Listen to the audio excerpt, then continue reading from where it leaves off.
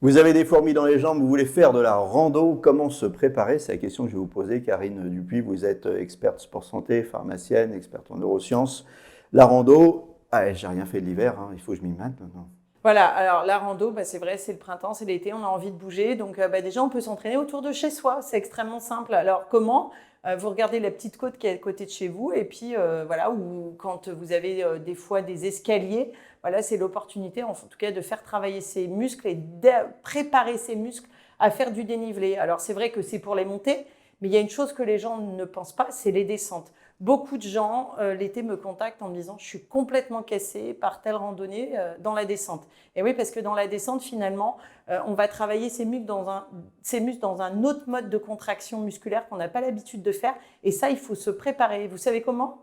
Et non, dites-moi. Eh ben, vous faites tout simplement la chaise contre un mur et vous vous mettez sur une jambe et vous restez comme ça. Ça, c'est un super exercice pour travailler ces muscles et pour les préparer à On descendre. reste comme ça combien de temps? 30 secondes. 30 secondes, Voilà, on fait ah bon. des petits...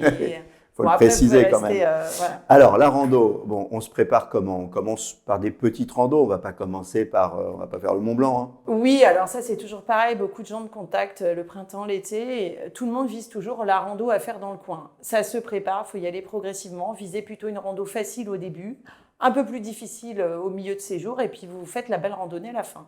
J'emmène mes enfants, je fais attention quand même. J'emmène mes enfants, oui, il faut faire attention, mais j'allais vous dire, ça va dépendre aussi du niveau physique des enfants. Moi, je dis, il ne faut pas mettre de frein. Il y a des enfants aujourd'hui qui marchent très très bien. Ça va dépendre de la condition physique des enfants et des adultes. Mais en tout cas, soyez prudents. Ouais, et souvent, les enfants ont une meilleure condition physique que nous, ils sont inépuisables. Voilà. Allez, on se retrouve en rando.